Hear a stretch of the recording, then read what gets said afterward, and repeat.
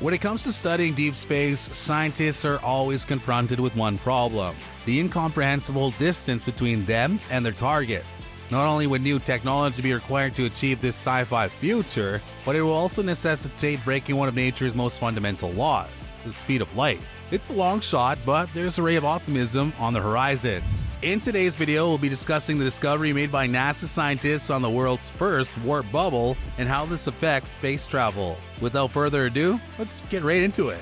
Even though mathematicians have lately suggested that it is plausible, warp drive, the ability to travel faster than light, is currently nothing more than science fiction. Or at least it was, until DARPA-funded researchers discovered the world's first warp bubble by mistake, according to the experts. It was discovered by a team led by veteran NASA warp drive scientist Dr. Harold G. Sonny White of the Limitless Space Institute, LSI. The discovery was made during a study of neither warp vehicles nor the 1994 hypotheses of mathematician Miguel Alcubierre, who originally proposed the possibility of warp drive technology. Rather, it happened as part of a research investigation into Casimir cavities and their propensity to generate energy. It took an unbelievable coincidence for an engineer performing a study at the exact correct time, one who was familiar with warp technology research and knew what he was looking at, to notice that this was completely unrelated research had produced a warp bubble. The Casimir effect is the attractive force of fluctuating magnetic fields that pull two objects together in a vacuum, such as plates or mirrors. Electromagnetic waves travel indefinitely even in a vacuum, but only a few small waves can fit between the two objects, according to the theory. As a result, the total vacuum energy between the objects is less than the energy outside, and they're drawn to one another. On very small scales, negative energy can be generated during such interaction. To be clear, our finding is not a warp bubble analog. It's a real, albeit humble and tiny warp bubble, said White in a statement, quickly dispensing with the notion that this is anything other than the creation of an actual real-world warp bubble, hence the significance, he added. But this statement isn't supported by the paper, as Dr. White made clear during an interview.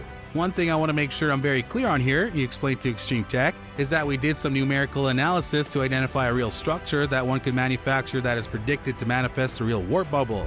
We have not built a real warp bubble in the lab. The whole premise of real and analog is meant in the context of physical parlance. Being an analog of another phenomenon means that there is an unavoidable disconnect. Research results may not generalize between the two. This is the same reason that a drug that's demonstrated to work in mouse models doesn't always make it out of human clinical testing.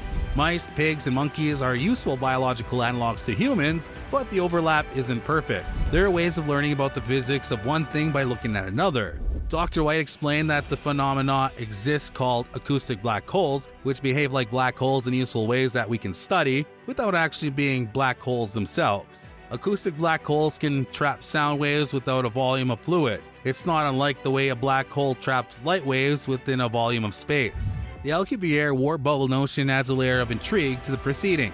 To illustrate, Einstein's equations are sidestepped if you surround the local Euclidean space your ship occupies with a warp bubble and then push the warp bubble instead of the ship itself. It still holds true inside the warp bubble, although the bubble itself can conceivably travel faster than light without violating the laws of physics. The concept of an Alcubierre warp drive is based on the idea that space-time can contract under the correct conditions. The Casimir effect kicks in at this point.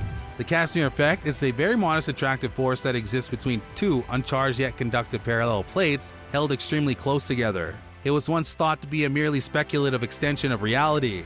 It would pull a spacecraft forward by shrinking space in front of its nose. This would mean that a hypothetical vessel may exceed the cosmic speed limit by arriving at its destination faster than the speed of light, without ever having to accelerate its squishy human passengers to relativistic speeds. The observed result was not an analog, nor was it akin to a warp bubble, but rather a very little, very humble, true-to-life structure that completely matched Alcubierre's findings. In other words, it was a real-world warp bubble. For the first time, we know what physical instruments will be required to produce a true warp bubble, indicating that warp field theory has progressed from science fiction to something that can be built in the real world with existing equipment and technology. Although most people are familiar with the concept of warp drive thanks to Star Trek, our spacecraft are now restricted to the limitations of ordinary Einsteinian physics.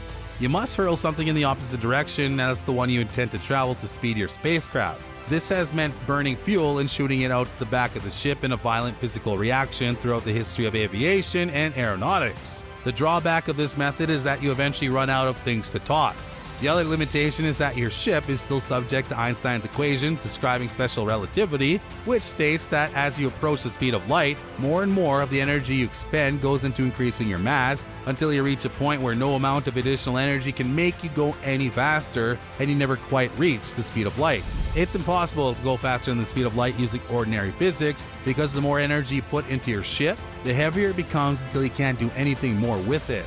While conducting analysis for a DARPA-funded project to evaluate the possible structure of the energy density present in the Casimir cavity as predicted by the dynamic vacuum model, the actual findings published in the peer-reviewed European Physical Journal read, a micro/nanoscale structure has been discovered that predicts negative energy density distribution that closely matches requirements for the Alcubierre metric. This in turn opens the door to future research into warp fields and their uses. The scientific research on warp drive's potential is now on the table. However, the warp bubble shown is quite small. We're talking nanoscale tiny here. And it's a product of negative energy research employing Casimir cavities, which took advantage of some of the strange quantum physics effects of these odd structures. While this is only the beginning, it does open the door to further investigation into the topic of warp bubbles and Alcubierre's equations. And as it turns out, Alcubierre was correct all along. What do you think about the warp drive? Let us know down in the comments section. Don't forget to like this video and subscribe to the channel to get more updates. Stay safe, and we'll catch you guys on the next one.